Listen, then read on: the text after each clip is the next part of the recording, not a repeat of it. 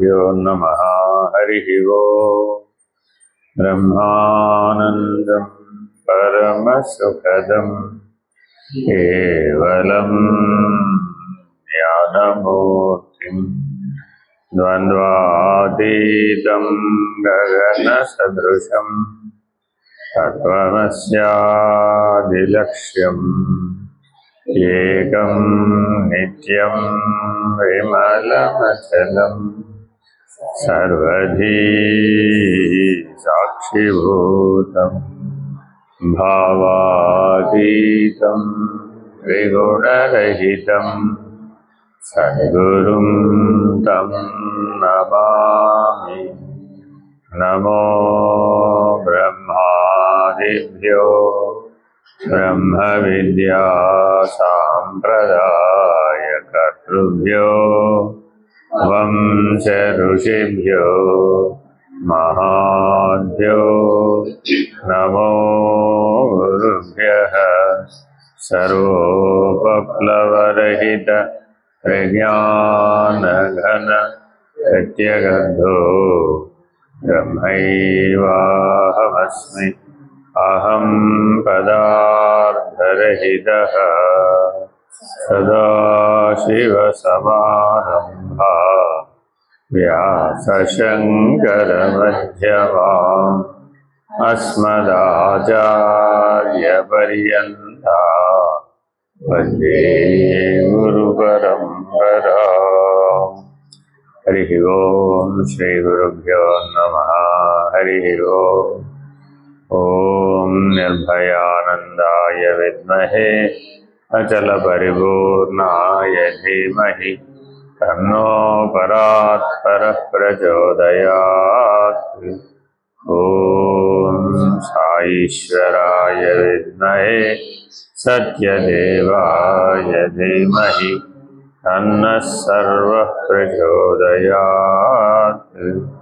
ॐ तत्पुरुषाय विद्महे महादेवाय धीमहि तन्नो रुद्रः प्रचोदयात्। हरि ओम्।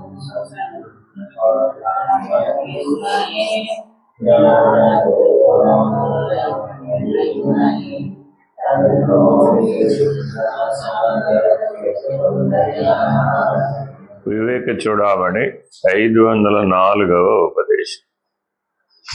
పుణ్యాని పాపాని నిరీంద్రియస్య నిశ్చేతసో నిర్వికృతేర్నిరాకృతే కుతో మమ అఖండ సుఖానుభూతే భ్రూతే హ్యనన్వాలతమిత్యపి శ్రుతైః.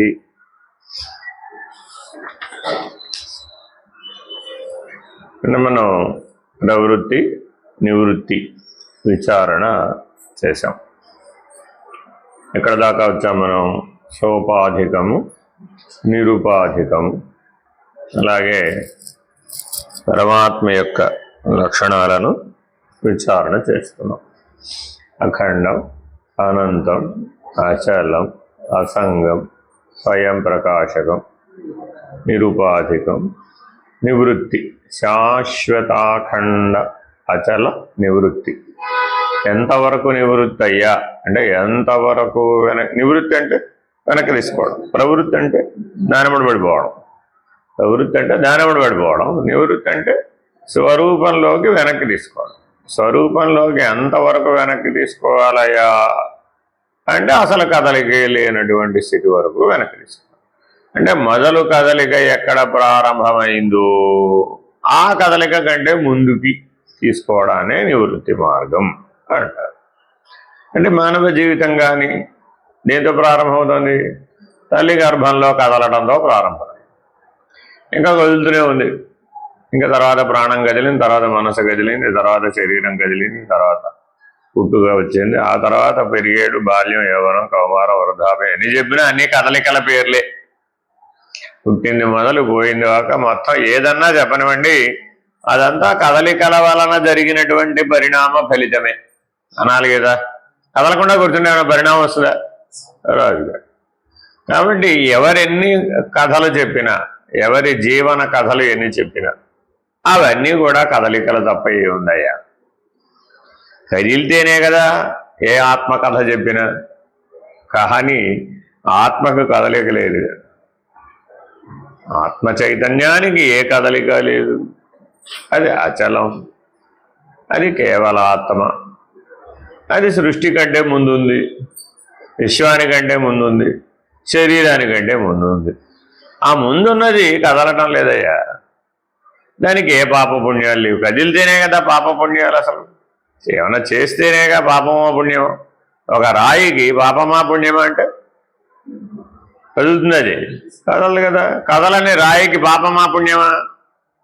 మీ ఇంట్లో ఇలా రాళ్ళు వేసుకున్నారు కదా, ఇప్పుడు ఈ రాళ్ళకి పాపమా పుణ్యమా అంటే రాయి కదిలితేనేగా. అది దానికి కదలిక లేదు కాబట్టి పాపం లేదు, పుణ్యం లేదు. సరే, ఇంతకీ దానికి ఏమైనా సంకల్పం ఉందంటారా లేదంటారా? ఆ రాయికి ఏ సంకల్పం లేదు, ఏ వికల్పము లేదు. పోనీ దానికి ఏమైనా వ్యాపారం వ్యవహారం ఉందంటారా? అది లేదు. ఇప్పుడేమేం లేవు. 6ని నిరసిస్తున్నాం ఈ ఉపదేశంలో. 6 అంశాలను నిరసిస్తున్నాం.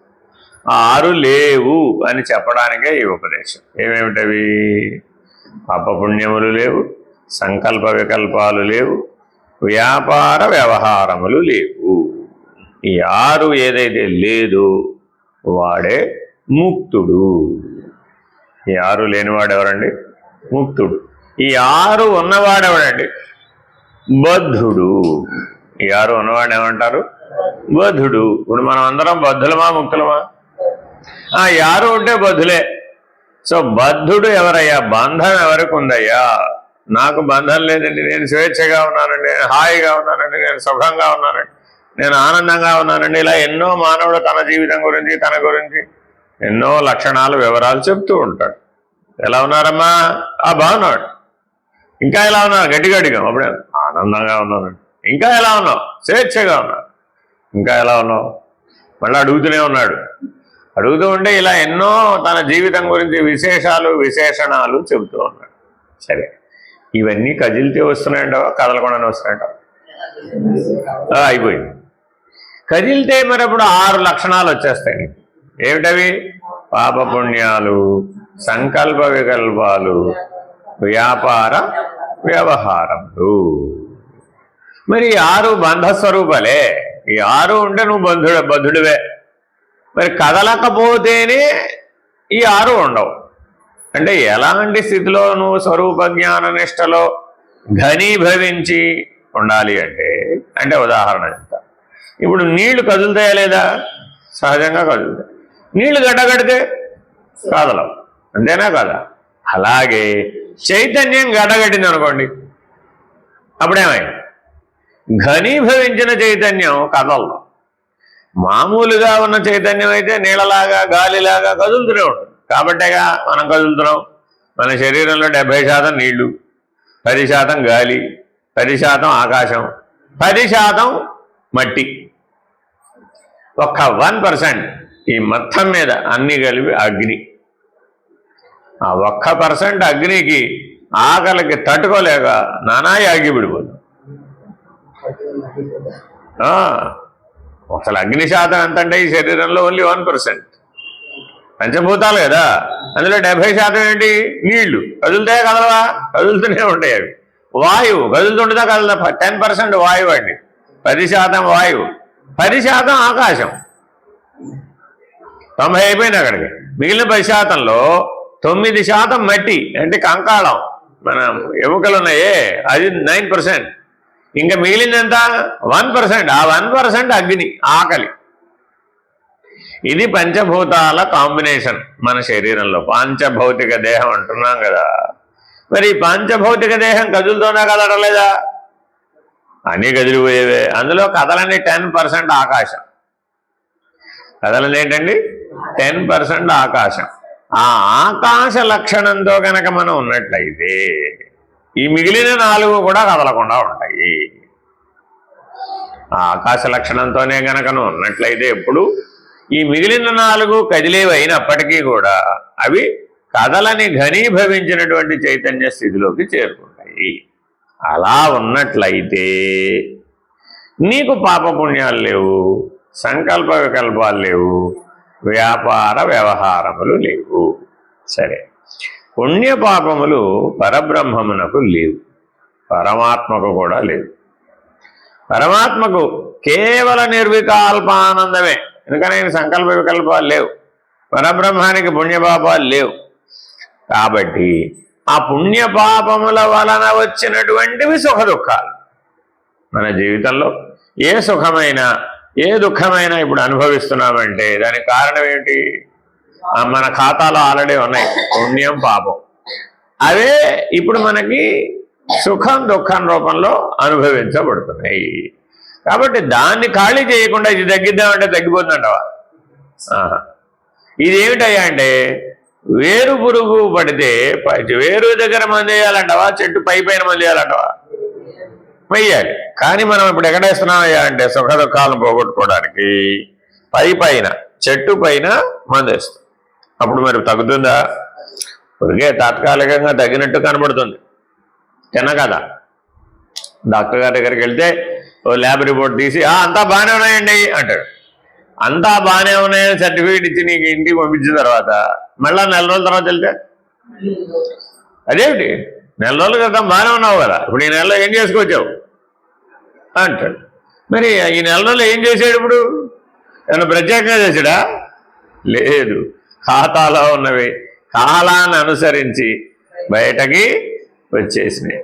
మరి ఆ నెల రోజుల క్రితం అద్భుతంగా ఉన్నవాడు ఇప్పుడు ఏ హార్ట్ ప్రాబ్లమో లేకపోతే కిడ్నీ ప్రాబ్లమో మరో సమస్య శరీరంలో ఏదో ఒక సమస్య వ్యక్తమైపోయింది. మరి అంతకుముందు లేదుగా అంటే అంతకుముందు టెస్ట్ చేసినప్పుడు ఉందా? లేదుగా. ఎక్కడికి పోయిన మరప్పుడు? కాబట్టి మన సూక్ష్మ శరీరం ఈ ఆరింటిని మోస్తూ ఉంటుంది ఎప్పుడూ కూడా. ఈ ఆరింటిని పాపపుణ్యాలు, సంకల్ప వికల్పాలు, వ్యవహార వ్యాపారాలు. సో అక్కడ కదులుతుంది అనమాట. అక్కడ కదిలితే ఇంకా బయటికి రావాల్సిందే. ఈ సూక్ష్మ శరీరం కారణ శరీరంలో కదలికలు ఏర్పడి మనకి వ్యవహారంలోకి స్థూల శరీరంలోకి అనుభవానికి వస్తుంది. సరే, ఆలోచించి చూస్తే ఇప్పుడు ఈ శరీరత్రయం పరమాత్మకు ఉందే? లేదు. పరబ్రహ్మమునకు ఉందే? లేదు. అదేగా నిరుపాధికం అంటే ఉపాధి లేదు. కాబట్టి స్థూల శరీరం లేదు, సూక్ష్మ శరీరం లేదు, కారణ శరీరం కూడా లేదు. కాబట్టి దీనికి కర్మేంద్రియాలు ఉన్నాయని చెప్పచ్చా? పరమాత్మకి కర్మేంద్రియాలు లేవు. పరబ్రహ్మమునకు జ్ఞానేంద్రియాలు ఉన్నాయంటావా? లేవు. కాబట్టి కర్మేంద్రియాలు లేవు, జ్ఞానేంద్రియాలు లేవు. మనసు ఉందంటావు పని, అది లేదు. పోనీ ఆయనకేమైనా మనలాగా అక్కడికి వెళ్ళి వ్యాపారం చేయాలి, ఇక్కడికి వెళ్ళి వ్యాపారం చేయాలి, అక్కడికి వెళ్ళి లాభం సంపాదించాలి, ఇక్కడికి వెళ్ళి లాభం సంపాదించాలి. అబ్బో పత్తి వ్యాపారం చేస్తున్నాను మార్చేసి మిర్చి వ్యాపారం చేయాలి, మిర్చి వ్యాపారం చేస్తున్నాను మానేసి బంగారం వ్యాపారం ఈ గొడవలు ఏమన్నాయా? ఏం లేదు. పోనీ నిద్రపోవాలి, లేవాలి, శరీరగతమైనవి లేవు, సామాజికగతమైనవి లేవు. ఇంకా ఆ దేశం వెళ్ళాలి, ఈ దేశం వెళ్ళాలి అనే అది లేదు. ఇంద్రియాలు లేవు కాబట్టి ఇంద్రియ వ్యాపారములు లేవు. ఇంద్రియ వ్యాపారములు లేవు కాబట్టి విషయాలు లేవు. విషయాలు లేవు కాబట్టి ప్రపంచం లేదు. నిన్న 5 ఉన్నాయని చెప్పా. ఏమిటవి? శరీరం ఉంది, ఇంద్రియాలు ఉన్నాయి, విషయాలు ఉన్నాయి, ప్రపంచం ఉంది, వ్యవహారం ఉంది. ఈ 5 ఉన్నవాడెవడు? బద్ధుడు. ఈ 5 ఉన్నవాడెవడు? జీవుడు. వీడు బద్ధుడు. దేంతో బద్ధుడు? పాపపుణ్యాలు, సంకల్ప వికల్పాలు, వ్యాపార వ్యవహారాలు. అర్థమైందండి? ఆ 5 ఉన్నవాడికి ఈ 3 తప్పవు. కాబట్టి నేను నిరుపాధికుడను అన్నవాడికి ఏమైంది? ఈ 3 కూడా లేవు. నేను పరిపూర్ణుడను, నామరూప గుణ శూన్యుడను. ఆకారం లేదు, వికారం లేదు, నామరూప గుణములు లేవు. నాకేమేం లేవండి? స్వరూప జ్ఞానంలో ఉన్నవాడికి నేను ఆత్మస్వరూపుడు, నేను పరమాత్మ స్వరూపుడు, నేను ప్రజ్ఞాన స్వరూపుడు, నేను ప్రజ్ఞాన ఘనుడను అన్నటువంటి బ్రహ్మస్వరూపుడు, పరబ్రహ్మస్వరూపుడు ఎవరైతే ఉన్నారో అతనికి 5 లక్షణాలు లేవు. ఏం లేదు? ఆకారం లేదు, వికారం లేదు, నామం లేదు, రూపం లేదు, గుణం లేదు. గుణం అంటే సత్వరజస్తమో గుణాలు మూడు లేవు. అదేంటంటే రూపం అంటే స్త్రీ రూపం లేదు, పురుష రూపం లేదు. నామం అంటే వెంకటరావు కాదు, సుబ్బారావు కాదు, వెంకటలక్ష్మి, శుభలక్ష్మి కాదు. ఏ పేరు ఈ పేరు అని చెప్పడానికి వీలు లేదు. నామరూప గుణాలు లేవు, వికారం లేదు. వికారం లేదంటే బాల్యవన కౌమార వృద్ధాప్యములు లేవు. ఇంకేం లేవు, ఆకారం లేదు. ఆకారం లేదంటే ఇంద్రియాలు లేవుగా. ఇంద్రియాలు ఉంటేనే ఆకారం ఉండేది. నిరీంద్రియ, నిర్వ్యాపార, నిర్వికార, అదేంటండి నిర్గుణ. అనామి ఓ పేరే లేదు. అపరిణామి, పరిణామం లేదు. తర్వాత ఏంటి, అపరిచ్ఛిన్న, వేరు ఆయన ముక్కలు ముక్కలుగా ఉన్నాడండి బాబు. లేదయ్యా బాబు, అసలు అనేకత్వమే లేదు. అపరిచ్ఛిన్న, అపరిణామి, అపరిచ్ఛిన్న. అనామి, అరూపి. ఏంటండి, అనామి, అరూపి, అపరిణామి, అపరిచ్ఛిన్న. అర్థమైందండి. ఈ అకార శబ్దంతో చెప్పేవన్నీ పరమాత్మ లక్షణాలే. కాబట్టి జాగ్రత్తగా ఏ రకమైన సంకల్పములు లేవు, ఏ రకమైన వృత్తులు లేవు, ఏ రకమైన వ్యాపారములు లేవు, ఏ రకమైన కార్యములు లేవు. దీనివల్ల ఏం లేకుండా పోయినాయండి, కదలిక లేదు అని గనక మనం గుర్తించగలిగితే, అలా ఉండగలిగితే 4 సమస్యలు పోయినాయట. ఒకటేంటండి, సంకల్పాలు లేవు. నెక్స్ట్, సంకల్పం లేదు కాబట్టి వ్యాపారం లేదు. వ్యాపారం లేదు కాబట్టి వృత్తి లేదు. వృత్తి లేదు కాబట్టి కర్మ లేదు. ఈ 4 లేకపోతే కర్మఫలమైన సుఖదుఖం ఉందే? లేదు. ఏమేమి లేవంటే 5 లేవు. ఇప్పుడు నీవు గనక నేను పరమాత్మ స్వరూపుడే అనే స్వరూప జ్ఞానాన్ని గనక పొందినట్లయితే సంకల్పములు లేవు, వ్యాపారములు లేవు, వృత్తులు లేవు, కర్మలు లేవు, కర్మ ఫలము కూడా లేదు. ఎందుకని? కర్త లేడు, భర్త లేడు. ఇంకో 2 యాడ్ చేయలేదు. కర్మ లేదు, కర్మ ఫలం లేదు, కర్త లేదు, భోక్త లేదు. మరి ఇప్పుడు నా చేత చేయబడేటటువంటి కర్మలన్నీ సత్కర్మలు కానీ పాపకర్మలు కానీ అయి ఉంటాయి కదా. సద్రూపమైతే సత్కర్మలు, అసద్రూపమైతే పాపకర్మ. ఇది పుణ్యకర్మ, ఇది పాపకర్మ అని ఎలా నిర్ణయిస్తారండి మీరు? మీ జీవితం అంతా పుణ్యమే చేశారని ఎవరైనా అడిగారు అనుకోండి, ఏం చెప్తారంట? తెలియకో తెలిసో చేసే ఉంటాం కదండి. ఎలా చెప్పగలవు? అనుభవిస్తున్నాం కదండి. ఇవాళ దుఃఖం అనుభవిస్తున్నామంటే ఏనాడో తెలిసో తెలియకో పరదూషణ, పరోపకారం బదులు పరులకు అపకారం చేశాను కాబట్టి ఈనాడు దాన్ని నేను అనుభవిస్తున్నాను. నేను చెప్పాను, శరీర మనోవాక్కాయములు పనిముట్లేనండి 3, మనసు, వాక్కు, కాయం. ఏ వాటి చేత మనం సత్కర్మ చేస్తే సత్ఫలితాలను అనుభవించాం, దుష్కర్మ చేస్తే దుష్ఫలితాలను అనుభవించాం. అంటే ఒకరితో మనం కఠినంగా మాట్లాడామండి, మనసు నొప్పించేటట్టు మాట్లాడాం. ఏదో ఒకరోజు ఏమవుతుంది, మనకు కూడా అదే అనుభవం తప్పదు. ఒకరికి శారీరక దుఃఖం వచ్చేటట్టు ప్రవర్తించేవాడి, మనకు కూడా ఏమైంది, ఆ శారీరక దుఃఖాన్ని మనం కూడా అనుభవించక తప్పదు. ఎవరో ఒకరి చేతిలో ఏదో ఒక రూపంలో. అది ఎందుకని ఆ డిపాజిట్ అలాగే ఉండదు. ఆ డిపాజిట్ ఖర్చు అవ్వాలంటే ఏం చేయాలి? మరి అనుభవించాల్సిందే. అదే ప్రారంధం అంటే. కాబట్టి శారీరకం, వాచికం, మానసికం ఇది మరీ అన్యాయం అండి. ఇది ఎందుకనంటే మన ప్రమేయం లేకుండా మనసు ఆలోచించేస్తూ ఉంటుంది. నేను అడిగి ఆలోచిస్తుందంటావా? అదేమిటండి, నీ చెయ్యి నీ కంట్రోల్లో లేకుండా, నీ ఆజ్ఞ లేకుండా పనిచేస్తుందంటవా? చేయట్లేదు. నీ కాలు నీ ఆజ్ఞ లేకుండా పరిగెడుతుందంటవా? పరిగెట్టలేదు. మరి మనసు కూడా ఎలా ఉండాలి? నీ ఆజ్ఞను అనుసరించి పని చేయాలి. కానీ దానికి స్వేచ్ఛ ఎంత ఇచ్చేసాం మనం? దాని ఇష్టం.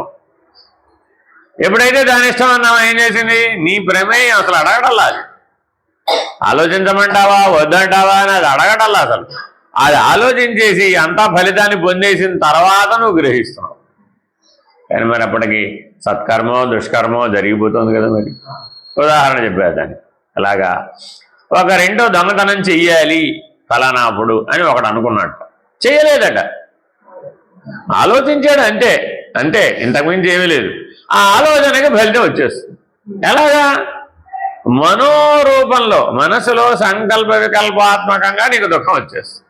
నీ ఇంటో దొంగలు పడ్డట్టు, అన్నీ ఎట్టుకుపోయినట్టు, అంతా నువ్వు కంగాళి అయిపోయినట్టు, అన్నీ నష్టపోయినట్టు, లేకపోతే శాంతం బలవత్తరంగా నీ చేత అన్నీ కోల్పోయినట్టు ప్రమాదం. ఇతరుల వలన, నువ్వు ఇతరులకు కదా అనుకుంది, నువ్వు ఇది కూడా ఎలా జరుగుతుంది?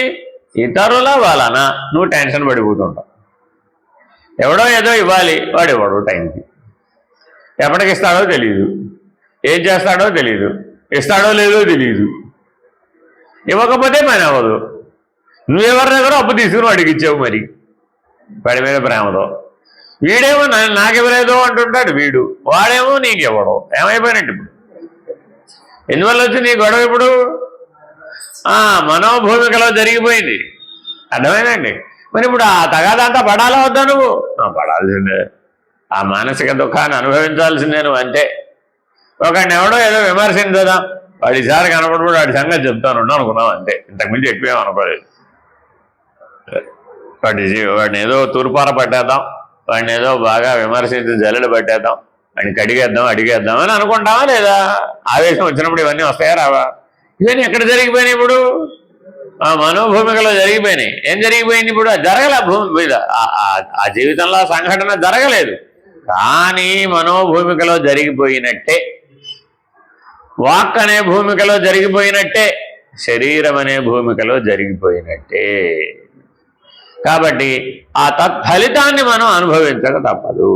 కాబట్టి చాలా చాలా జాగ్రత్తగా మనస్సుని, వాక్కుని, కాయాన్ని ఉపయోగించాలి.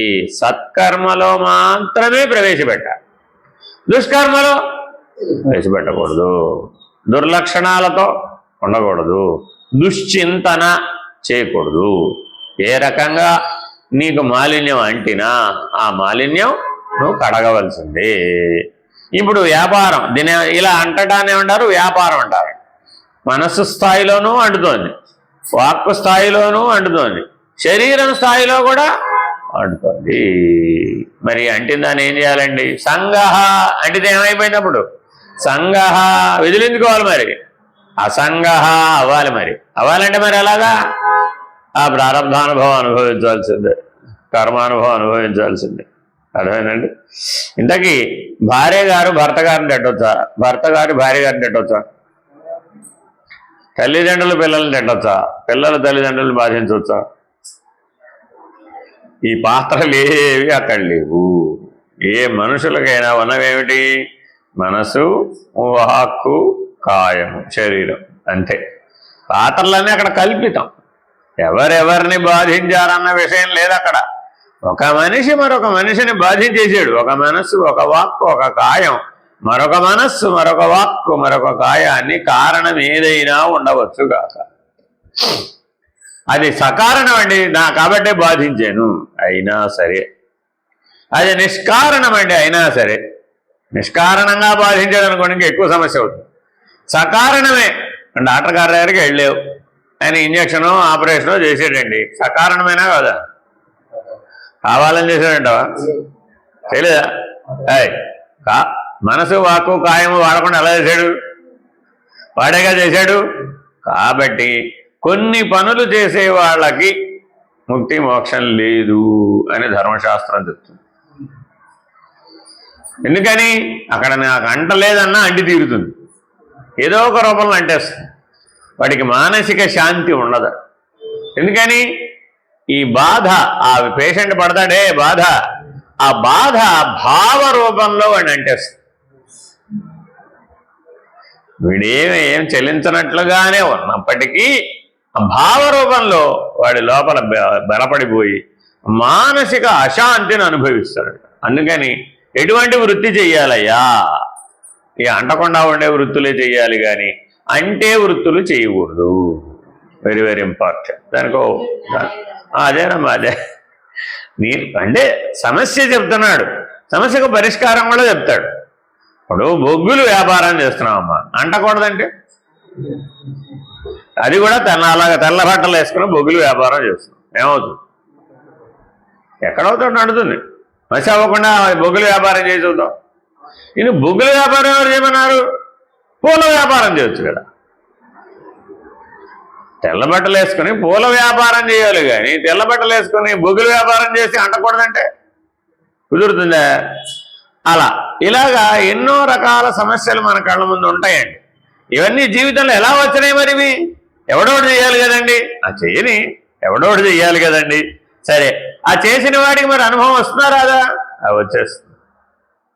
హార్ట్ ఆపరేషన్ చేయించుకున్న వాడికి దుఃఖం వస్తుందా రాదా అండి అంటే వస్తుంది, సందేహం లేదు అందులో. అదేంటంటే నాకు రాలేదు కదండి అంటే నువ్వు చేయించుకోలేదు కదా, ఆ వ్యాపారం నీకు లేదు కదా. అట్లాగే నూనె వ్యాపారం చేశాడండి, ఎక్కడ నూనె అంటకూడదంటే కుదురుతుందంటారా? నూనె నెయ్యి వ్యాపారం చేస్తాడండి, చేతికి నూనె నెయ్యి అంటకూడదన్నామండి, కుదురుతుందంటారా? కుదరదా? అయ్యయ్యో. ఇలా అంటే వస్తువులతో వ్యాపారం చేస్తేనే నీకు అంటుతోంది కదా, మరి లోపల అంటకుండా ఎలా ఉంటావు? బయటే ఇలా ఉంది నీ పరిస్థితి, లోపల అంటకుండా ఎలా కుదురుతుంది? అంటుతుంది కదా మరి. కాబట్టి ఏ రోజుకు ఆ రోజు నువ్వు దాన్ని క్లీన్ చేయాలి. అంతేనా? సంవత్సరానికి ఒకసారి క్లీన్ చేయాలా?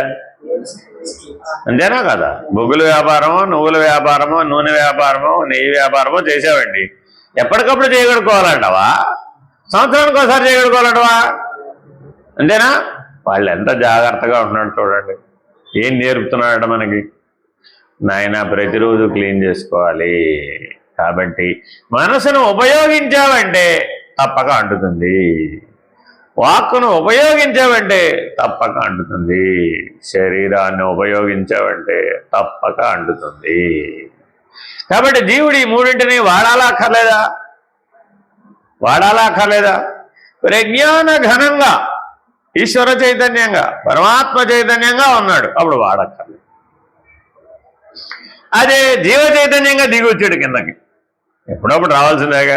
శరీర పోషణార్థం అయినా కానీ కింద కాసేపు రావాల్సిందే. వచ్చి భోజనం చేశాడు, అప్పుడు కూడా ఎలా ఉండాలి?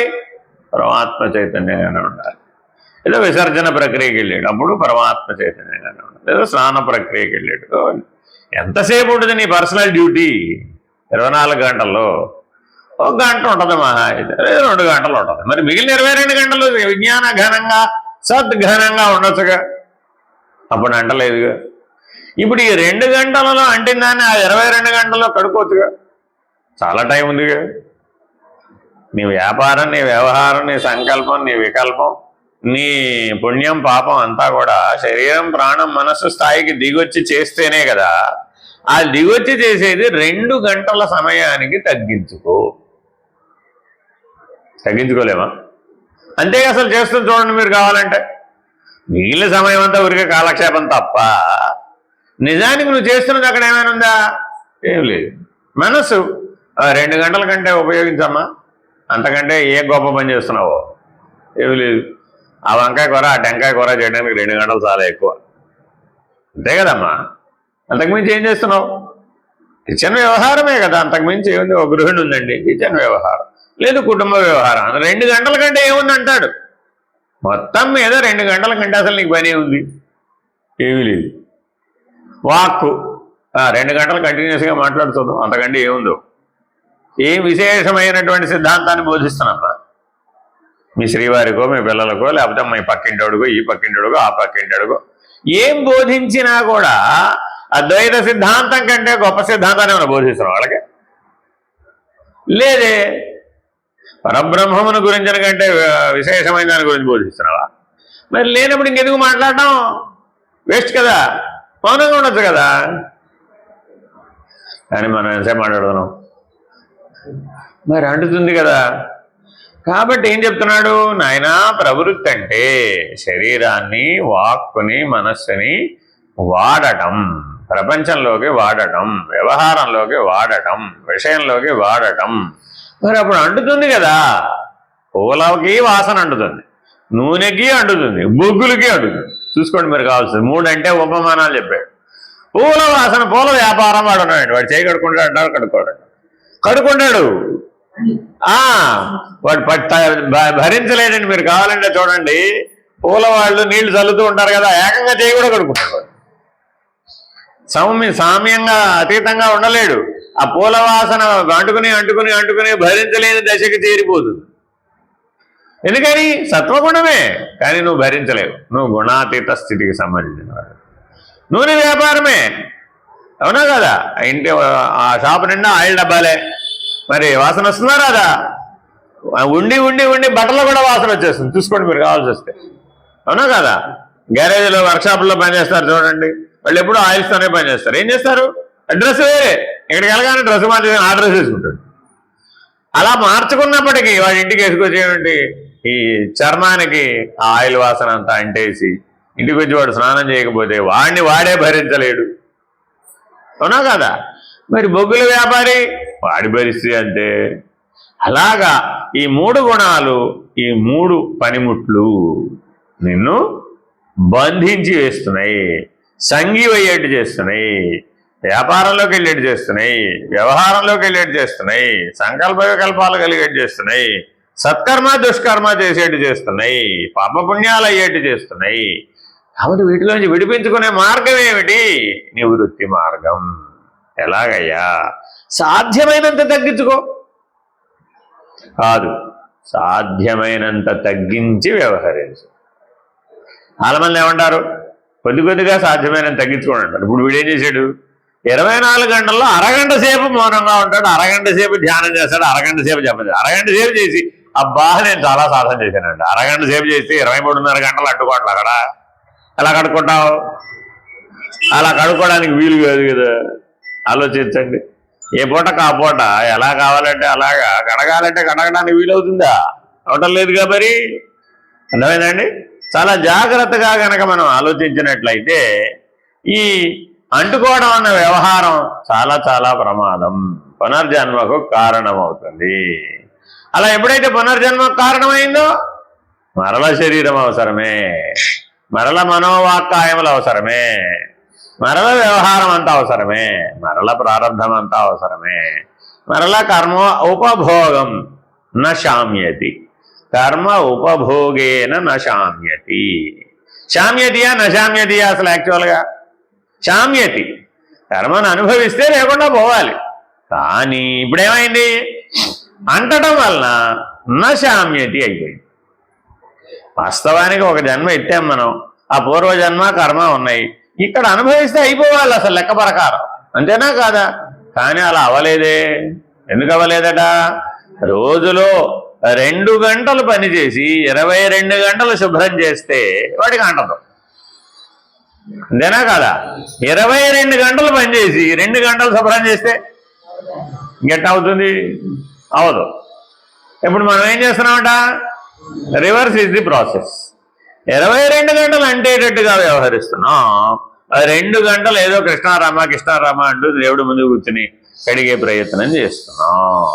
అందువల్ల పునః పునః పునః చేయవలసినటువంటి అగత్యం ఏర్పడుతోంది.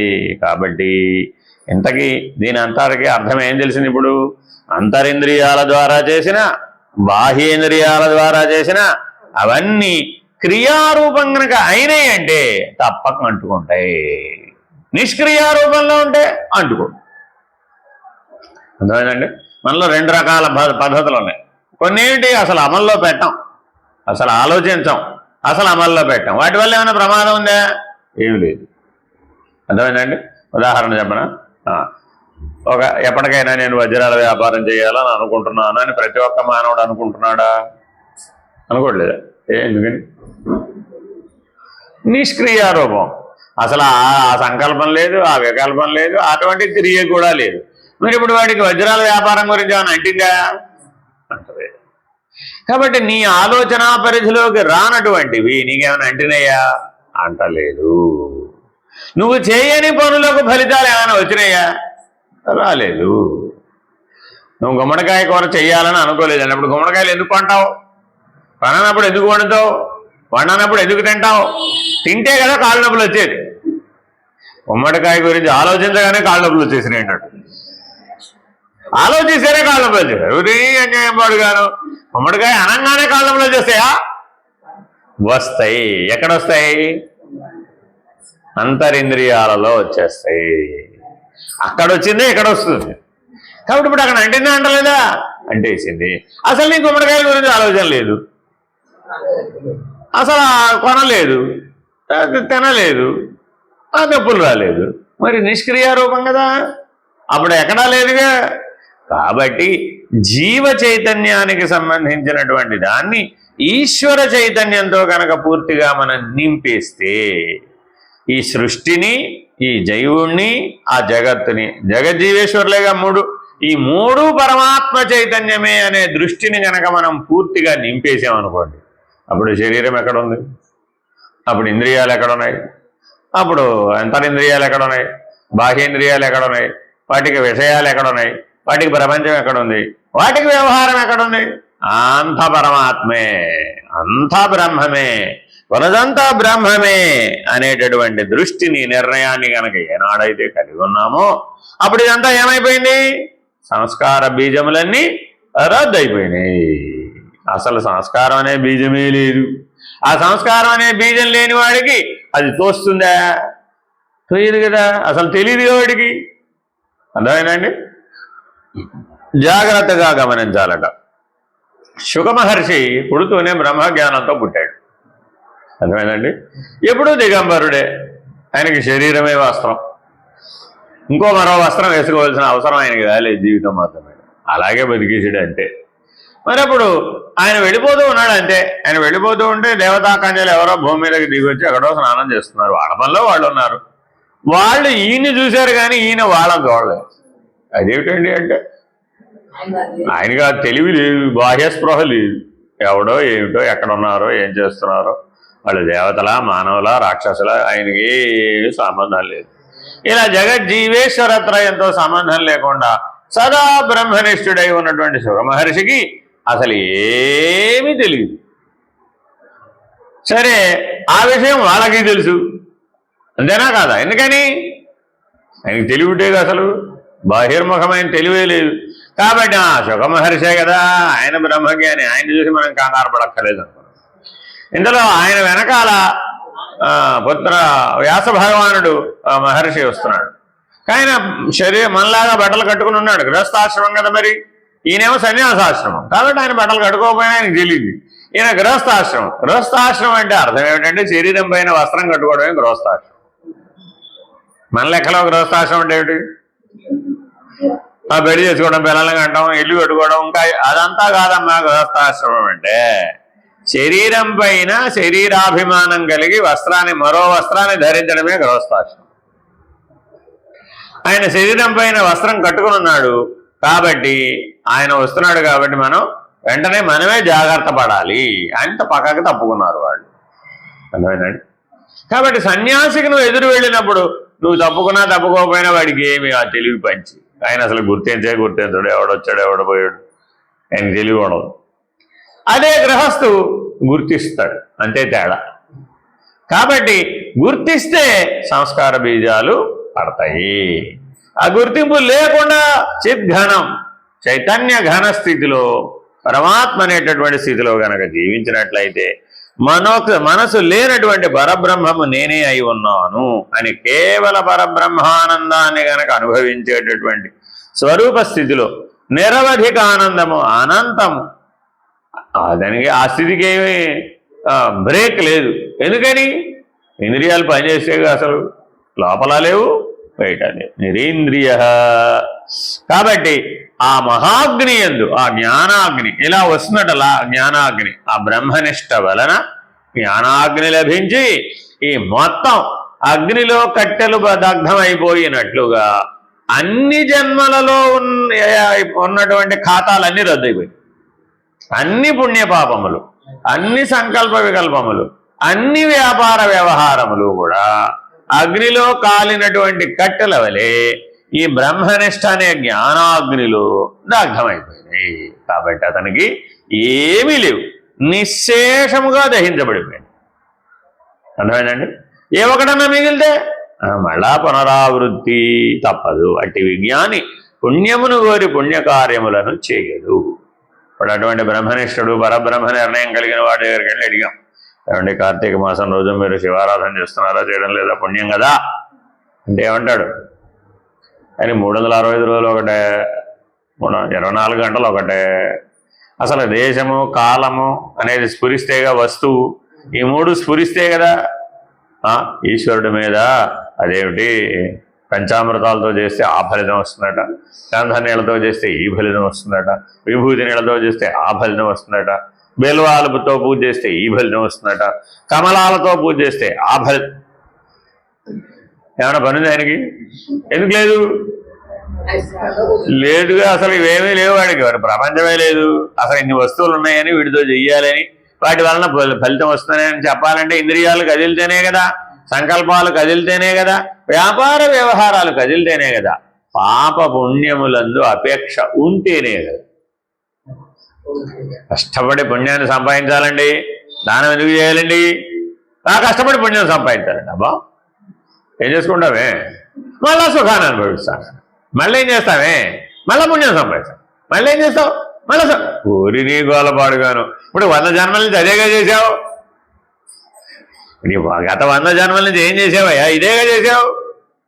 అర్థమైనా? పుణ్యం చెయ్యాలనేటటువంటి దృష్టితో చేసేటప్పుడు ఎంతో కొంత పాపం లభిస్తుంది నీకు. అక్కడ వట్టి పుణ్యమే ఉండదు. ఎందుకని ద్వంద్వాలు కదా అవి. మరి ఇప్పుడు అన్నదానం చేయడం పుణ్యమేనండి, అవునా కదా? కానీ మరి ఆ కూరలు తరిగేటప్పుడు, గిన్నెలు కడిగేటప్పుడు, వండేటప్పుడు అగ్నిలోనో మరో జీవహింస జరుగుతుందో, అన్యాపదేశంగా జీవహింస జరుగుతుంది కదా. మరి జరిగినప్పుడు మరి ఆ పాపం ఎవరికి వేయాలి? నీకే. ఎవరికి వేస్తారేమిటి? కర్త ఎవరైతే వారికే.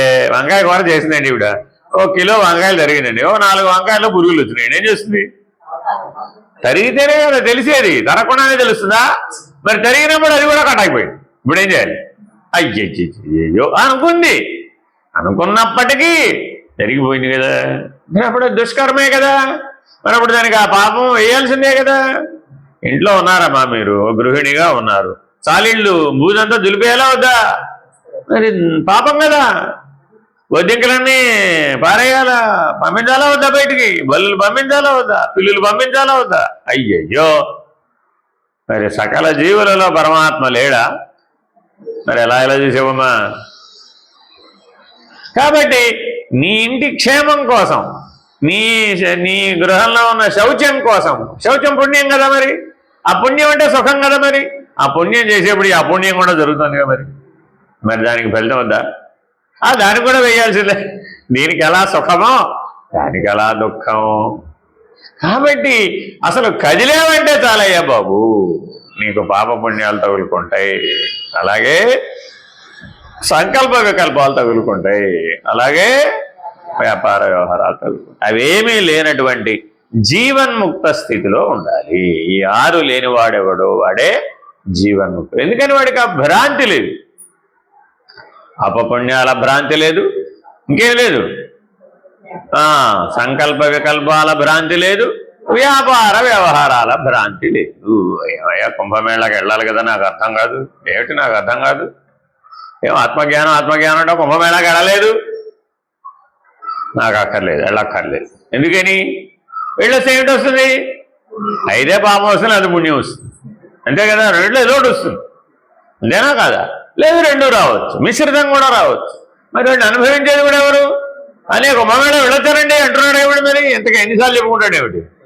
వాడి జీవితకాలం చెప్పుకుంటాడు, అంతేనా కదా. వెళ్ళొచ్చిన ప్రతిసారి ఏమండి 12 జ్యోతిర్లింగాలకు వెళ్ళొచ్చాడు, అబ్బో ఎప్పుడో వెళ్ళొచ్చానండి, చాలా ఆ జ్ఞప్తి రూపం చాలు. ఆ జ్ఞప్తి ఉందంటే పాపమో పుణ్యమో పడాల్సిందే. అర్థమైందండి. కాశీ వెళ్ళారండి, అబ్బో చాలాసార్లు వెళ్ళానండి. గంగా స్నానం చేశాను, చాలాసార్లు చేశాను. ఇలా ఎన్నింటికైతే నేను నేను నేను కర్తనని, నేను భోక్తనని చెప్తున్నావో వాటన్నింటిలో ఈ 6 కాకపోతే ఏమున్నాయో చెప్పు, అంతేనా కదా. ఏ పరోపకారమైనా కావచ్చు, దానం కావచ్చు, ధర్మం కావచ్చు, తీర్థాటన కావచ్చు, క్షేత్ర దర్శనం కావచ్చు, భగవద్ దర్శనమే కావచ్చు, సాక్షాత్తు భగవద్ దర్శనమే కావచ్చు. సాక్షాత్తు భగవంతుడు కనబడితే ప్రజ్ఞాన ఘనమైనటువంటి బ్రాహ్మీభూత స్థితి అడగాల ఎవరైనా కానీ. ఏమడుగుతున్నారు? పాపపుణ్యాల పరిధిలో ఉన్నవి కదా అడుగుతున్నాడు. మరి సంకల్ప వికల్పాల పరిధిలో ఉన్నవి కదా అడుగుతున్నాడు. మరి వ్యాపార వ్యవహారాల పరిధిలో ఉన్నవి కదా అడుగుతున్నాడు. మరి ఓ పెళ్లిగాని ఆవిడ బాగా అమ్మవారి గురించి ఆరాధన చేసిందట. అమ్మ కనబడింది. ఏమా ఏమిటి బాగా ఆరాధన చేస్తున్నావు, విశేషమైన ఆరాధనలు చేసావు, ఏమిటి నీ కోరిక అని అడిగి. భగవద్ దర్శనం అయినప్పుడు ఏమడగాలి? ముక్తో మోక్షమో కైవల్యమో లేకపోతే ఆత్మజ్ఞానమో బ్రహ్మజ్ఞానమో కదా అడగాలి. మంచి మొగుడిని అమ్మ అన్నది అయిపోయింది. గోవింద నారాయణ నారాయణ నారాయణ. ఇంతకీ ఆవిడ కోరిక ఏమిటి? ఇంతకీ మంచి భర్తను ఎక్కడి నుంచి తేవాలి? ఇప్పుడు ఆవిడ ఆలోచించండి. నీకోసం ప్రత్యేకం తయారు చేసి ఇప్పుడు తేవాలంటే వీలవుతుంది? ఉన్న వాళ్ళలో ఆవిడని ఎంపిక చేయాలి, ఒకరిని ఎవడో నీకు అనుగ్రహించాలి. వాడితే నీకు అంతా మంచి ఉంటుందో చెడే ఉంటుందో ఎట్లా చెప్పగలుగుతాం? ఎందుకని? అది నీ కర్మఫలాన్ని అనుసరించుడు. వాడు మంచివాడే అయి ఉండొచ్చు, నువ్వు మంచిగా ఉండొద్దు, లేదా నువ్వు మంచివాడే అయి ఉండొచ్చు, వాడు మంచిగా ఉండొద్దు. ఈ మంచి అన్న గొడవ ఏమిటి? పాపపుణ్యాలతో ముడిపడి ఉంటుంది. అర్థమైందండి? ఈ జీవితం ఇలాగే అనుకుని అదే అంతా పాపపుణ్యాల కథ. జీవితం అంటే ఏమిటయ్యా? పాపపుణ్యాల కథ మాత్రమే. కాబట్టి ఎప్పటికైనా మనం నిష్కర్మి అవ్వాలి. అసలు ఏ రకమైన కదలిక, ఏ రకమైన కర్మ లేనటువంటి, ఏ రకమైనటువంటి నిరీంద్రియమైనటువంటి నిష్కర్మి అవ్వాలి. అలా అయినటువంటి వాడు ఎవడైతే ఉన్నాడో అప్పుడు ఈ చక్రం కాస్తా పోతుంది. ఈ ద్వంద్వాలను తిరిగేటటువంటి చక్రం కాస్తా పోతుంది. జనన మరణాలు, పాపపుణ్యాలు, సంకల్ప వికల్పాలు, వ్యాపార వ్యవహారాలు, ఇవన్నీ బద్ధ జీవులు తిరిగేటటువంటి చక్ర భ్రమణం. ఒక చక్రంలాగా తిరిగిపోతుంది అంతే. చూడండి, మీరు ఒక జైంట్ వీల్ ఎక్కామండి, కింద ఉన్నాడంటో పైన ఉన్నాడంటో, అది తిరుగుతోడే కింద ఉన్నాడా పైన? పిల్లల్ని ఎక్కిస్తారండి, కింద నిలబడి చూసి మనవాడు కింద ఉన్నాడా కింద ఉన్నాడని చూసే వాళ్ళు పైకిపోతారు, పైన ఉన్నాడని చూసే కదా వరిని. అరే బాబు, ఇది కూడా అదేరా బాబు, ఇది కూడా జైంట్ వీల్. ఇది పాపమా అది పుణ్యమా నువ్వు గుర్తించే లోపలే తిరిగిపోతూ ఉంటుంది.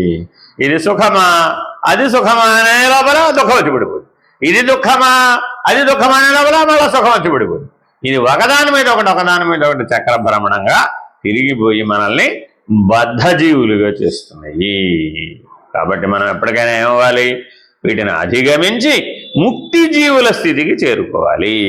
చేరుకోవాలి అంటే తప్పక మనం పుణ్య పాప కర్మల్ని అధిగమించాలి. అధిగమించాలంటే దానికి ఆధారం సంకల్ప వికల్పాలు, దాన్ని అధిగమించాలి. దానికి ఆధారం లోపల అంతర్ముఖంలోనే ఆ బ్రహ్మనిష్టలో నుంచి కదలిక, ఆ దాన్ని వ్యాపారం అంటున్నాడు. అంతేగాని బయట ఎక్కడో బట్టల వ్యాపారం చేశాడు, మిర్చి వ్యాపారం చేశాడు, పూల వ్యాపారం చేశాడు, బొగ్గులు వ్యాపారం చేశాడు అని సమాజంలో చేసే పని గురించి చెప్పడల్లా. వ్యాపారము నిర్వ్యాపారి అయి ఉండాలి. అసలు ఏ కదలిక లేకుండా ఉండాలండి. ఎందుకని? కదలికంటూ వస్తే వ్యవహారం వచ్చేస్తుంది. కాబట్టి సదా బ్రహ్మనిష్ఠుడై ఉన్నటువంటి వాడు ఎవడైతే ఉన్నాడో వాడు నిష్కర్మి, నిర్వ్యాపారి, నిరాకారుడు, నిర్వికారుడు. 4 లక్షణాలండి. ఏమిటండి అవి? నిష్కర్మి, నిర్వ్యాపారి, నిరాకారుడు, నిర్వికారుడు, నామ రూప గుణవర్జితుడు, కేవల పరబ్రహ్మస్వరూపుడు. ఇలా ఎవరైతే ఉన్నారో వాళ్ళకి సుఖ దుఃఖములు లేవు, పుణ్యపాపములు లేవు, ఏమీ లేవు. వాళ్ళందరూ ఈ ముక్తజీవి ఎటువంటి వాడట? సర్వమునకు అతీతమైనటువంటి చిత్ సుఖ స్వరూపుడు. ఏమిటండి ఆయన? చిత్ సుఖ స్వరూపుడు అంటే ఎప్పుడూ ప్రకాశం. చిత్ అంటే ప్రకాశం, ఆ ప్రకాశమే నేనుగా ఉండిపోయాడు. సుఖం అంటే ఏమిటయ్యా? సర్వవ్యాపకమైన ప్రకాశమే నేనుగా ఉండడమే సుఖం. అదిటే సుఖానికి నిర్వచనం. ఇప్పుడు మనం చెప్పండి, సుఖం అంటే నిర్వచనం ఏమిటి? కూర్చుంటే నిలబడితే సుఖం, నిలబడితే కూర్చుంటే సుఖం. అంతేనా కాదా? అలా కూర్చోమ్మా 16 గంటలు అన్నా, 16 గంటలు కూర్చోమంటావా అన్నా, కూడా పడుకున్నావు. అంతేనా కాదా? సరే అమ్మా పడుకుంటే సుఖం అన్నావు కదా, 16 గంటలు పడుకోయితే 16 గంటలు పడుకుంటారా? పడుకోరు. ఏది చేయవు అంటే మా కదిలితే తప్ప సుఖం లేదు నీకు. ఈ చేతితో బరువు పట్టుకున్నావు, బరువు అనిపించింది, ఈ చేతికి మార్చుకున్నావు, ఈ చేతికి సుఖం. ఈ చేతి మళ్ళీ ఈ చేతి బరువు, మళ్ళీ ఈ చేతికి మార్చుకున్నావు, ఈ చేతికి సుఖం. అంతేనమ్మా, అంతకుమించి ఉంది జీవితం అంటే.